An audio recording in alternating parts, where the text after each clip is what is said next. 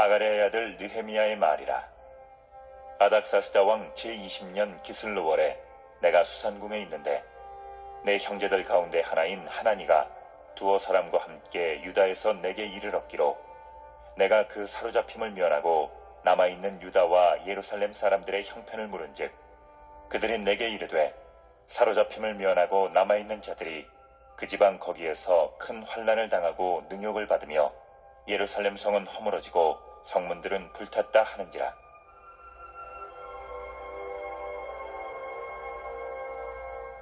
내가 이 말을 듣고 앉아서 울고 수일 동안 슬퍼하며 하늘의 하나님 앞에 금식하며 기도하여 이르되 하늘의 하나님 여호와 크고 두려우신 하나님이여 주를 사랑하고 주의 계명을 지키는 자에게 언약을 지키시며 긍휼을 베푸시는 주여 간구하나이다.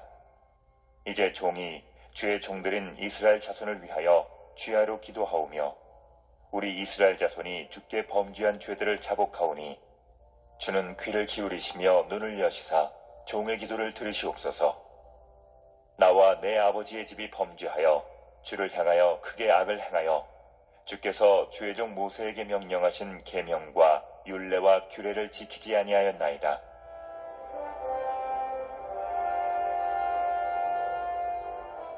옛적에 주께서 주의 종 모세에게 명령하여 이르시되 만일 너희가 범죄하면 내가 너희를 여러 나라 가운데에 흩을 것이요 만일 내게로 돌아와 내 계명을 지켜 행하면 너희 쫓긴 자가 하늘 끝에 있을지라도 내가 거기서부터 그들을 모아 내 이름을 두려고 택한 곳에 돌아오게 하리라 하신 말씀을 이제 청하건대 기억하옵소서. 이들은 주께서 일찍이 큰 권능과 강한 손으로 구속하신 주의 종들이요 주의 백성이니이다. 주여 구하오니 귀를 기울이사 종의 기도와 주의 이름을 경외하기를 기뻐하는 종들의 기도를 들으시고 오늘 종이 형통하여 이 사람들 앞에서 은혜를 입게 하옵소서 하였나니 그때 내가 왕의 술 관원이 되었느니라.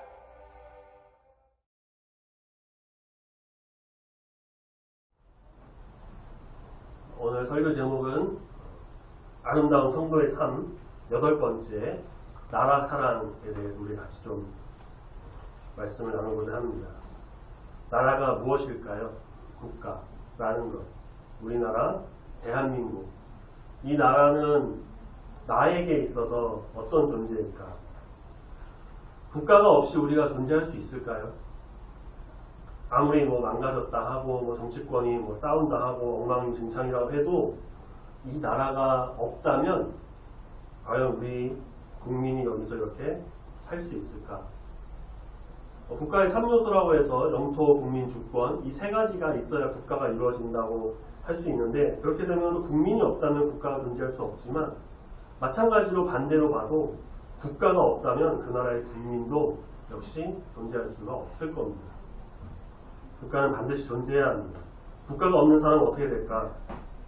그러한 어떤 보호를 전혀 받지 못합니다. 의무, 권리 그런 거 행사할 수 없어요. 경제, 정치, 법 전혀 없습니다. 왜냐하면 국가에서 그걸 다 지정하기 때문에. 국가가 없으면 그 여건이 없기 때문에 다른 나라에 가는 것도 어려워요. 그러니까 국제적으로 인정을 받지 못한다는 것이죠. 전쟁이나 내전으로 나라를 잃은 사람들이 다른 나라의 난민으로 가는 경우를 우리가 뉴스를 통해 종종 봅니다. 나라가 없어졌다. 무법자, 범법자가 되기 쉽습니다. 국제적으로 좋지 않은 시선이 있겠죠. 그래서 국가는 중요합니다. 국가가 있으면 우리는 국가로부터 보호를 받고 생활할 수도 있고 경제활동도 할 수 있고 의식주를 해결할 수 있고요. 해외로 여행도 가능합니다. 그리고 종교활동도 가능하죠. 그런 면에서 봤을 때 우리나라는 참 좋은 나라예요. 우리가 이 대한민국에 살고 있다는 거 감사해야 합니다. 아시아의 이 작은 나라가 GDP 총생산이나 국내 총생산이라고 하는 그 경제지표 순위에서 세계 13위에 해당한다는 거 이거는 정말 대단한 거예요. 여러 글로벌 기업도 나오죠. K-팝이니 K-드라마니 K-영화니 큰 인기를 얻고요. 외국에서 대한민국 여행이나 유학하고 싶어가지고 여러 노력을 한다고 되게 많은 돈을 들이기도 하고요. 그리고 우리나라는 종교의 자유가 있습니다. 이게 정말 감사한 거예요. 이게 없다면 어떻게 될까요? 우리가 지금 이 시간, 지금 11시 20분을 조금 넘어가는 바로 이 시간에 우리가 이 장소에서 예배를 이렇게 자유롭게 드릴 수가 있을까요? 그걸 못하는 나라가 아직도 많아요. 이슬람 국가나 뭐 중국, 북한과 같은 공산주의 국가. 목숨 걸고 하나님께 예배드리고 있습니다. 그러니까 우리나라에 또 여건이 있으면 저는 가보진 않았지만 유럽이나 미국에서 엄청 우대가 있다고 하죠. 그 심사나 입국 심사, 뭐 그런 보안 검색이 좀 이렇게 훨씬 더 편하게 프리패스 된다고 하니까 우리나라는 사실 우리가 생각하는 것보다 세계에서 굉장히 영향력이 있고요. 그런 별 볼 일 없는 그런 나라가 결코 아니라는 것이죠. 그래서 우리는 대한민국 국민으로서 그리고 성도로서 그리스도인으로서 이 나라를 더 사랑하고 아끼고 이 나라를 존중하고 나라를 위해서 노력하며 기도해야 합니다. 특별히 믿는 자들이 더 일어나서 더 정신 차리고 기도해서 이 땅이 정말 하나님이 통치하시는 나라가 되도록 과거에 일어났던 그 성령의 뜨거운 불길이 회개의 불길이 다시금 타오르도록 우리가 기도해야 할 것입니다. 하나님의 은혜가 넘치도록 성령의 뜨거움이 임하도록 이 나라 민족을 생각하며 기도하는 우리 모든 성도님 되시길 소망합니다. 아멘. 느헤미야 말씀은 이전에도 본 적이 있지만 당시 배경과 상황을 간단하게 정리해보면 남유다가 바벨론에 의해 멸망을 당했습니다. 나라가 없어졌어요. 그냥. 그 지역은 그냥 바벨론이 통치하는 한 지방 지역 중 하나로 됐고 말았고요. 백성은 전쟁을 통해 죽거나 또 흩어졌고 그 지역에 그냥 남아서 사는 몇몇 사람도 있었지만 바벨론의 포로로 끌려온 사람도 적지 않았습니다. 전쟁 포로라고는 하지만 바벨론의 어떤 특별한 정책으로 가두거나 괴롭히거나 죄인 노예 취급하진 않았고 거기서 함께 바벨론 사람으로 백성으로 살 수 있게 됐고요. 능력이 있다면 고위 관직에 오를 수 있었습니다. 다니엘을 보면 우리가 알 수 있죠. 느헤미야도 전쟁 포로 중 한 사람이었습니다. 유다에서 태어나서 전쟁 포로로 끌려왔다라고 보는 것도 있고요. 아니면 포로로 끌려온 어떠한 유다 사람들 중에서 태어난 바벨론에서 태어난 포로 2세대다라고 보는 경우도 있는데 어찌됐든 느헤미야는 그렇게 바벨론 사람이 아니라 그리고 바벨론에 피가 섞이지 않은 이스라엘, 유다 사람이었던 것이죠. 하나님께서는 예레미야를 통해 예언하신 대로 그 은혜의 힘으로 앞서 느헤미야에 앞서 스룹바벨, 에스라라는 두 사람을 통해서 포로 귀환이 이루어졌습니다. 바벨론 유수라는 말도 쓰는데요. 바벨론에 포로로 있던 사람들이 다시 예루살렘으로 향했고 성전을 지었고 그래서 그때 지은 성전이 이제 스룹바벨 성전. 하나님께 경배하며 그 지역에서 다시 살게 되었습니다. 근데 그곳의 삶이 쉽지 않았어요. 왜냐하면 이미 몇십 년, 70년이 흐른 상태였거든요. 그곳에 그동안에 정착해서 살았던 사람 적지 않았고 그때 다시 돌아온 유다 사람들을 달갑게 생각하지 않았던 겁니다. 자, 그렇지만 하나님의 인도하심으로 유다 사람들은 예루살렘 성전을 다시 짓고 그곳에 터전을 마련해서 살게 되었습니다. 자, 그리고 또 시간이 흘러 바벨론 오늘 1절 말씀에 아닥사스다 왕 제22년이라는 시기에 느헤미야가 수산궁 바벨론에 있던 한 궁에 있을 때에 동족 중 한 사람인 하나니에게 예루살렘으로 돌아갔던 동포들의 소식을 전해 듣게 됩니다. 사로잡힘을 면하고 남아있던 자들, 그러니까 전쟁 포로로 끌려오지 않고 거기서 그냥 계속 남아있던 사람들, 그리고 또 포로 귀환으로 돌아갔던 사람들, 그 모든 사람들이 지내던 그 사람들의 소식을 듣게 되는데 3절 거기서 큰 환란을 당하고 능력을 받고 예루살렘 성과 성은 허물어지고 성문들은 불탔다라고 하죠. 환란을 당했다는 것은요, 큰 공격을 당했다는 것이고요. 능력을 받았다는 것은 적들의 괴롭힘이나 수치심을 당했다는 것이고, 성과 성문이 허물어지고 불탔다는 건 그들의 삶의 터전이 망가져 버렸다는 것입니다. 느헤미야는 그 말을 듣고 앉아서 울며 수일 동안 하나님 앞에 금식하며 기도합니다. 그 기도가 오늘 우리가 다 읽진 않았는데 중간에 5절만 읽었었는데 5절부터 쭉 이어지는 11절까지의 내용, 그 기도의 내용이 바로 오늘 이 말씀입니다. 이 기도에는 우리가 오늘 읽지 않았는데 한번 돌아가셔서 꼭 한번 읽어보시면요, 이 기도의 내용을 잘 보면요, 느헤미야 자기 자신을 위한 기도는 없어요.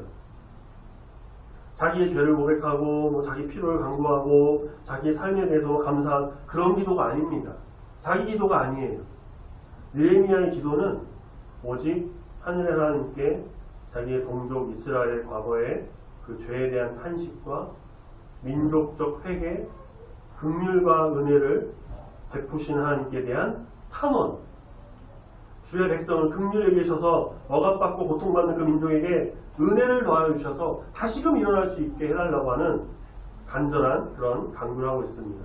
느헤미야는 자기 동족, 자기 나라, 하나님의 이 백성, 이 나라를 위한, 그 나라를 향한 중보 기도를 하고 있었던 것입니다.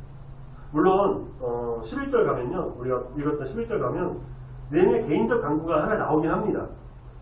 기도를 들으시고 종이 형통하여 이 사람, 그러니까 바벨론이겠죠. 바벨론 사람, 바벨론 왕 앞에서 은혜를 입게 해달라라고 하죠.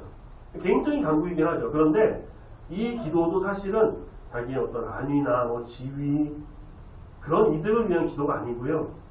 그 은혜를 입음으로 민족을 도울 수 있는 어떤 방편을 마련해 달라기 위한, 그러한 민족을 위한 기도였던 겁니다. 느헤미야의 기도는 이렇듯 정말 나라를, 백성을, 그 동포를 사랑하는 마음에서 우러나오는 기도였습니다. 그는 출애굽 후 모세 때부터 하나님의 언약을 지키지 못한 백성을 정말 불쌍히 여기셔서 그들이 범죄하여서 나라가 망가지고 흩어진 뒤에 하나님 말씀을 따라서 이제 다시 예루살렘에 돌아갔으니 그 백성 하나님께서 택하시고 하나님께서 말씀하시고 하나님께서 명하신 그 나라의 그 사람들을 불쌍히 여겨주실 것을 눈물로 금식하며 기도했던 것입니다. 감사하게도 느헤미야는 하나님의 은혜로 오늘 11절 말씀에 본 것처럼 왕의 술관원이네요. 술관원이 그저 그런 직책이 아닙니다. 왕이 목숨을 맡기는 직책이었어요. 당시는 지금과는 달리 전쟁이 빈번하고 암살도 잦았죠. 특히 이제 음식에 독을 타서 암살하는 방식이 있었는데 술 문화가 굉장히 발달했던 그 고대 근동에서 왕이 술을 마시기 전에 그 술에 독을 탔는지 먼저 마셔보는 이 일을 바로 이 술관원이 했다라는 거예요. 술관원은 모든 술을 관리하는 것과 동시에 그러한 일을 했는데, 그래서 이 술관원을 만약에 적군이 포섭하면 어떻게 될까요? 왕 암살은 쉬워지는 것이겠죠. 어쨌든 그래서 왕은 이 술관원을 항상 가까이 두었습니다. 그렇게 가까이 두면 어때요? 자연스럽게 이런저런 이야기 나누겠죠. 개인적인 이야기도 나누겠지만, 그러다 보면 사적인 이야기뿐만 아니라 나라에 대해 이야기하고 정치에 대해 이야기하고 다른 어떠한 것의 국제적 관계에 대해서 이런 대화들이 계속 나오다 보니 술관원은 왕의 가장 가까운 친구였습니다. 직책상으로는 낮을지 몰라도 왕의 최측근 중 하나가 되는 것이었어요. 느헤미야는 포로의 신분임에도 불구하고 또 바벨론 사람이 아님에도 불구하고 하나님께서 기도를 들어주셔서 형통하게 하심으로 이런 자리에 올랐던 것이죠. 이후 느헤미야는 왕에게 간구해서 동독에 있는 그 나라, 그 땅에 가서, 예루살렘에 가서 백성들도 안심시키고 적의 공격과 어떤 방해들 다 물리쳐서 성벽을 쌓고 유다 총독으로도 임명이 됩니다. 지역을 다스리는 리더가 돼요. 느헤미야의 리더십은 정말 성경에서 손꼽히는 리더십이고요. 그의 신앙과 믿음은 하나님 보시기에 합당한 자의 모습이었습니다. 또한 느헤미야와 같이 나라와 민족을 사랑해서 눈물로 이렇게 기도하는 사람이 흔치 않습니다. 느헤미야는 동족과 나라의 그런 아픔과 고통에 무관심하거나 다른 나라에 그냥 이걸 치부하거나 그러지 않고 금식하면서 통곡하며 하나님께 간절히 기도하며 나았던 그런 사람이었습니다. 애국가 다들 잘 아시죠? 그러니까 1절은 아마 기본적으로 다들 잘 아실 텐데 4절까지 다 외우십니까? 1, 2, 3, 4절 전체 다. 우리나라 최초 그 스켈레톤 올림픽 금메달리스트 윤성빈 선수라고 있는데 그 헬멧 아이언맨 그 헬멧 쓴 선수가 있어요. 그 선수가 TV에 나와서 했던 어떤 일화가 있어요. 올림픽이 아니라 세계 선수권 대회에 나가서 처음으로 1등을 해서 금메달을 이제 목에 걸었다고 합니다. 그러면 이제 시상식을 하잖아요. 그러면 금은동 메달 3명이 다 올라가고 1등한 금메달 딴 사람 그 나라 국가가 흘러나오게 되는데 근데 당시 대회 운영 측에서 이 한국이라는 나라가 1등할 것이라고 전혀 예상을 하지 못했다는 거예요. 당연히 동계 스포츠 강국인 유럽이나 캐나다 그런 나라가 될 거라 생각해서 근데 갑자기 대한민국 선수가 처음 보는 선수가 1등을 해버렸고 시상식 뒤에 국기가 올라가서 국가 틀어져야 되는데 국가를 미처 준비 못했었다는 거예요. 그래서 막 급하게 부랴부랴 어떻게든 그 애국가를 찾아서 틀었는데 전혀 준비도 하지 않고 갑자기 찾아서 틀었던 사람들이 애국가가 4절까지 있는지 어떻게 알겠어요. 그래서 이제 시상식 그 국가가 국기가 올라가고 국가가 흘러나오는데 윤성민 선수는 1절이 끝나고 당연히 끝날 줄 알고 이렇게 하고 있다가 손을 내렸는데 갑자기 2절이 다시 올라와서 다시 이렇게 했다는 거예요. 이 사람들은 왜 이렇게 길지 하다가 이거 내가 윤성민 선수가 4절 다 나오는 거 아니야? 다 계속 서 있어야 되나 했는데 다행인지 2절 정도까지 하고 이제 끊었다라고 하는 일화를 TV에서 이제 한 적이 있습니다. 우리나라 국가가 애국가가 좀 다른 나라에 비해 좀 길긴 하죠. 그 4절까지 다 외우시나요? 2절 한번 불러보시라 하면 바로 부르실 수 있나요?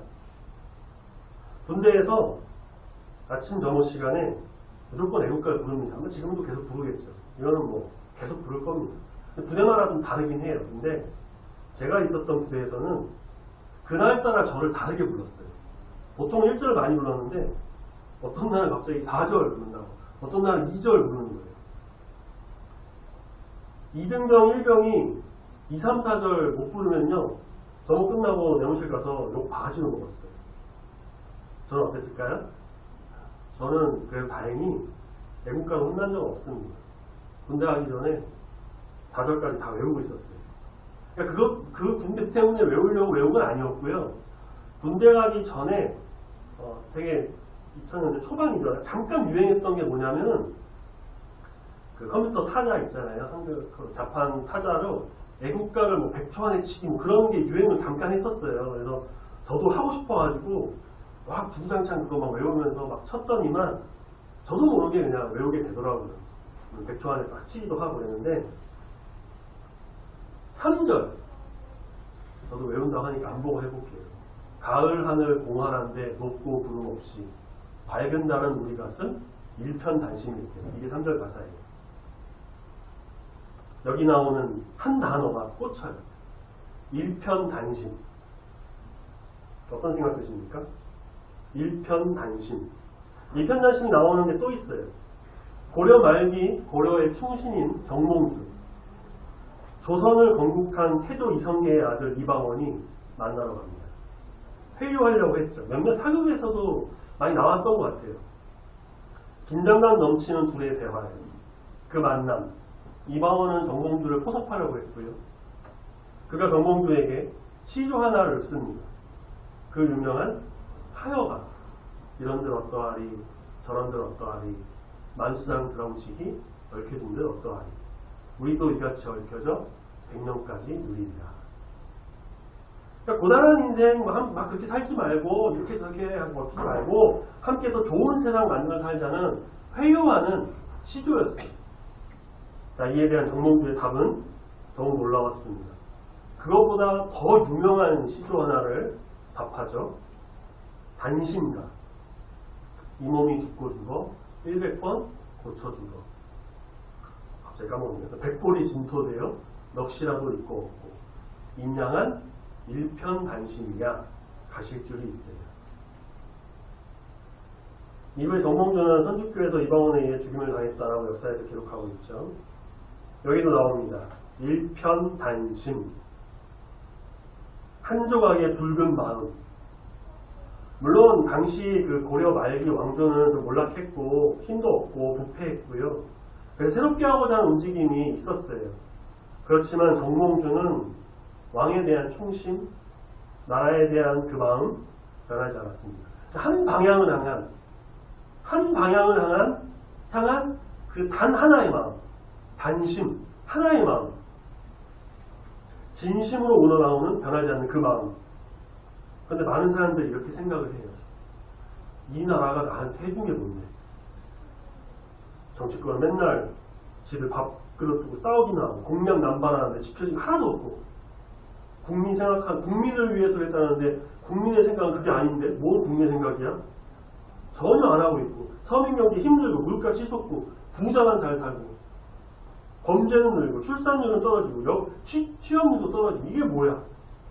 헬조선이란 말 들어보셨죠? 이게 무슨 나라 사랑이고 무슨 일편단심이냐라고 이야기를 합니다. 제가 뭐 남다르게 나라를 사랑한다고 자부하는 건 아닌데요. 그래도 이런 이들에게 꼭 해주고 싶은 말이 있어요. 서두에도 말씀드렸던 거예요. 이 나라가 없으면 우리는 아무것도 할 수 없다는 겁니다. 어떤 보호도 받지 못해요. 뭐 돈이 많으면 사설 경비업체 쓰면 되겠죠. 근데 그것도 돈이 많다는 전제 조건이 있어야 됩니다. 교육, 경제, 의식주, 치안, 권리 의무도 행사할 수 없습니다. 투표 못해요. 국가 없는 국민에게는 아무것도 없게 됩니다. 물론 뭐 왕권이나 정부가 부패해서 그래가지고 이제 자기들만 잘 살겠다 하고 국민을 거들떠보지 않고 그런 나라도 좀 있긴 합니다. 있는데 그런 나라를 우리가 생각하는 게 아니라 우리나라 대한민국으로 이제 봤을 때 생각해 보자고요. 그래도 우리나라는 안전한 나라고요. 치안 좋고 살기 좋은 나라예요. 해외에서 오고 싶어하는 나라. 해외에서 오면은 밤에 그 골목길 걸어가는 거를 이해를 못한다는 거예요. 이거 어떻게 가? 우리 거기 가면 죽을 것 같은데? 우리나라는 그런 거 없잖아요. 안전하게 잘 다녀요. 많은 것이 좋아요. 나름대로 괜찮게 살고 있죠.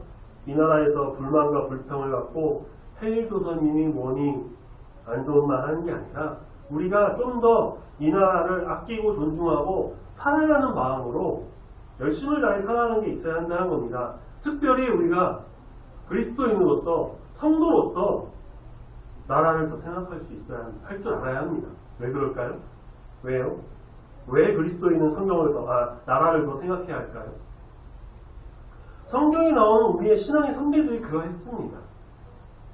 모세, 민족을 위해서 하나님께 중보기도하면서 그들을 멸하지 말라고 정말 간절히 기도했습니다. 수요일 시간에 우리가 사사기 말씀 보고 있는데요. 민족적 위기가 닥쳤을 때 하나님께서는 구원자 사산을 부르셨어요. 그들로 하여금 나라 민족을 구원하게 하셨습니다. 하나님 말씀에 순종하였던 것도 있지만 그들도 역시 그 하나님의 민족, 그 이스라엘 아끼고 사랑하는 마음으로 그들을 재판하기도 하고 통치하고 전쟁에 나가 승리하면서 그 평화의 나라를 만들어 나갔던 겁니다. 선지자들 정말 나라와 민족을 특별히 그 왕들 정말 정신 차리라고 우상 떠나고 하나님께 돌아오라고 온전함으로 나갈 수 있기를 촉구하면서 하나님 말씀을 선포했습니다. 그들은 나라 민족을 위해서 기도하고 눈물로 나갔습니다. 오늘 말씀에서 본 느헤미야 비록 몸은 타국에 있지만 동포를 정말 생각하면서 얼음을 처하자 통곡하면서 금식하며 기도했고요. 하나님의 은혜를 입어서 나라 민족을 위해 자기 모든 걸 내던졌습니다. 오늘 그 교동문 밑에 있는 박스에 있는 말씀 다니엘 말씀인데요. 다니엘 하루 3번 창을 열고 다른 곳이 아니라 예루살렘을 향해서 기도했다고 합니다. 이게 뭐 예루살렘을 향해서 기도했다는 거 성전을 향해서 기도했다는 것도 있는데요.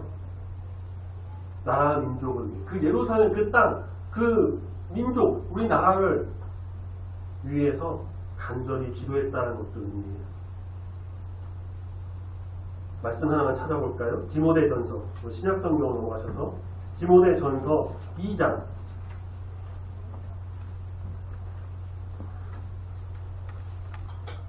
디모데전서 2장 1절, 2절 신약성경 338페이지입니다. 디모데전서 2장 1절, 2절 찾으셨으면 한 목소리로 읽겠습니다. 시작. 그러므로 내가 첫째로 권하노니 모든 사람을 위하여 간구와 기도와 도고와 감사를 하되 임금들과 높은 지위에 있는 모든 사람을 위하여 하라. 이는 우리가 모든 경건과 단정함으로 고요하고 평안한 생활을 하려 함이라. 아멘. 바울도 권면합니다. 기도해라. 누굴 위해요? 임금과 높은 지위에 있는 사람, 나라를 위해서 기도해라라는 거예요. 왜요? 고요하고 평안한 생활을 하기 위해, 우리의 삶을 위해. 하나님의 사람들은 나라가 어려울 때, 나라가 힘들 때, 민족적 위기가 왔을 때, 뭐 그렇지 않다 하더라도요, 항상 나라 민족을 위해 기도했습니다. 우리의 신앙의 선배, 성경에 나오는 신앙의 선배뿐만 아니라 우리 나라, 우리 한국 교회의 신앙의 선배들도 그랬어요. 일제강점기 시절에 기독교인들 뭐 했나요? 그냥 숨어 지내고 일본 앞잡이 되고 타국 도망치고 그랬나요? 뭐 그런 사람도 있었을 수 있겠죠. 그렇지만 그들은, 대부분의 기독교인들은 목숨을 걸고 밖으로 나왔습니다. 대한독립 만세를 외쳤고 나라의 해방과 민족적 투쟁을 위해서 모든 걸 걸었습니다. 나라가 없으면 국민이 살 수 없고요. 나라가 없으면 예배로 드릴 수 없고 하나님께 나갈 수 없다는 것을 누군가가 잘 알았기 때문이에요. 또한 이 나라를 통해 하나님께서 행하실 일도 기대하고 소망했습니다. 눈물로 기도하며 눈물로 호소했습니다. 목숨을 걸고 나라의 해방을 위해 나섰고요. 3.1운동 당시 김이독립선언서라고 하죠. 서명한 민족대표 33인 중에 절반인 16명이 기독교인이었다고 합니다. 수많은 기독교 독립운동가들이 목숨을 내걸고 이 땅을 살렸어요. 그 터 위에 우리가 지금 이렇게 살아가고 있고요. 주님을 바라보며 예배드리고 그렇게 지낸다는 것을 우리는 반드시 기억해야 할 것입니다. 교회는 나라의 어려움을 그냥 불보듯 구경하거나 모른 척하지 않았습니다. 나라 민족을 위해 늘 기도했고 어려울 때 도왔습니다. 그러니 우리도 계속해서 끊임없이 이 나라 민족을 위해서 기도하며 나라를 위해 최선을 다하는 국민, 하나님의 자녀가 되어야 할 것입니다. 비록 좀 어렵긴 해요. 내 삶이 힘든 것도 있으실 거예요. 물가도 그렇고 정치도 그렇고 대외적으로 북한에서 포 쐈다나 하나요? 오물을 터뜨렸다고 하나요? 그런 뉴스도 봤는데 이런 것도 있고 마음에 드는 게 없을 수도 있습니다. 이전부터 나왔던, 아까도 말씀드린 헬조선이란 말, 저는 이 말을 참 싫어하는데요. 이 나라가 지옥 같다고? 지옥이 어떤지도 잘 모르면서 헬조선이라는 지옥 같다고? 불평하고 불만 내세우는 그런 말하는 사람들, 그게 아니고 참된 성도로서, 그리스도인으로서 이 땅이 회복되고 변화되고 하나님께서 일하시기를 정말 간구하면서 기도하고 노력하는 자가 되어 아름다운 나라를 만들어 나가야 한다는 것이죠. 예레미야처럼 나라 민족을 위해 눈물로 기도하신 적 있으신가요? 죄송하지만 저도 아직 그런 적은 없습니다. 하지만 나라 민족을 위해서 우리는 기도해야 합니다. 내 개인 기도도 필요해요. 미래와 비전을 위해 기도해야 되고요. 건강을 위해, 취업, 직장, 학업, 가족을 위해, 경제적인 것 다 기도하셔야죠. 기도해야 합니다. 그리고 나라 민족을 위해서도 기도하셔야 합니다. 느헤미야와 같이 개인적인 기도가 아니라 나라 민족을 위한 간절한 그 기도, 항상 나라 민족을 사랑하는 그 마음으로 이 나라가 있음에 우리도 있고 또 우리가 있음에 이 나라도 있고 하나님께서 함께 하시는 나라 민족, 하나님의 은혜가 임하고 그래서 1907년 평양에서 일어난 그 부흥의 대각성 운동이, 회개의 운동이, 성령의 뜨거운 불길이 다시금 일어나기를 소원하며 이 땅을 변화시켜달라고 간절히 기도하며 나가는 우리 모두가 되기를 소망합니다.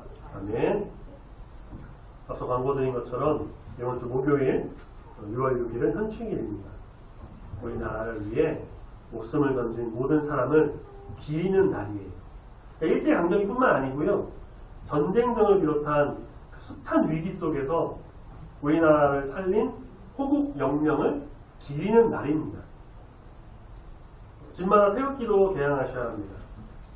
근데 저도 근데 사실 이번에 또 찾아보면서 몰랐는데 알게 된 게 하나 있었어요. 이걸 왜 내가 이렇게 알았나 싶은 게 하나 있는데요. 현충일은요, 달력도 보시면 알겠지만 빨간색으로 되어 있죠. 법정 공휴일입니다. 쉬는 날이에요. 그런데 국경일은 아닙니다. 뭔 말이냐면 국경일이라는 뜻이요, 국가의 경사스러운 날인데요. 현충일은 경사스러운 날이 아니에요. 경사한데 그게 아니에요. 현충일은 뭘까요? 국가 추념일. 순국선열과 전몰 장병들을 추모하기 위해 지정한 날. 이 사람들로 인해서 우리가 살아났네, 경사났네, 이게 아니고요. 그 사람들을 추모하는 날. 태극기도 그래서 그냥 개양이 아니라 조금 내렸다는 조기를 다는 날. 국립서울현충원이나 국립대전현충원에서 정부 추념식도 매년 실행하고요. 대한민국의 자유와 평화를 위해 목숨을 바치신 분들을 위해서 사이렌도 1분 동안 울린다고 합니다. 묵념하는 거죠. 그걸 다 지키지는 않으시더라도 이런 거는 알고 계셔야 하겠죠. 몇 년 전에 뉴스에서요, 기자가 지나간 학생에게 3.1절에 대해서 물어봤어요. 그날 무슨 날이에요? 물어보니까 몰라요. 3.1절 써있는 걸 보고 뭐라고 했냐면요, 3.1절 이렇게 있더라고요. 저도 그거 보고 좀 놀랐어요. 3.1절을, 현충일을 그냥 학교 쉬는 날, 노는 날, 그 정도로만 안다는 것에 좀 놀랐는데, 저뿐만 아니라 아마 뉴스 보는 사람들 많이 충격 먹었겠죠. 그만큼 역사의식이나 여러가지 교육이 좀 부족했다는 건데, 아마 현충일에 대해서도 모르는 사람들이 좀 있지 않을까 싶어요. 이게 맞은 건가? 아름다운 성도는 하나님을 경외하고 하나님을 예배하고 정말 하나님을 사랑하고 또 그 사랑을 실천하고 믿음으로 경외하며 겸손하고 온유하고 절제하면서 주 앞에 나가는 참된 그리스도인입니다. 그리고 아름다운 성도는 나라를 사랑하고 나라를 위해 기도하고 나라를 아끼고 존중하고 하나님의 참된 뜻을 이 나라에서 온전히 세워가는 그러한 사람이 바로 아름다운 성도인 것입니다. 느헤미야와 같이 나라와 민족을 위해 눈물로 기도하고요. 이 땅이 하나님의 거룩한 곳이 되기를 소망하고 아름다운 하나님의 뜻이 펼쳐나가는 우리 모두가 되어야 할 것입니다. 비록 내 삶이 조금 어렵긴 해도 이 나라의 여러 문제나 고칠점이 아직 많다고 해도 마음에 들지 않는 게 있다고 하더라도요, 우리가 하나님의 자녀로서 그리스도인으로서 아름다운 성도로서 나라를 사랑하고 아끼고 기도함으로 우리를 통해 이 땅에서 이루실 하나님의 크신 뜻을 기대하며 온전함으로 나가는 우리 모두가 되어야 할 줄로 믿습니다. 아멘. 하나님의 크신 뜻이 우리와 또 우리 나라 가운데 충만히 일어나기를 예수님의 이름으로 축원합니다. 아멘. 기도하겠습니다.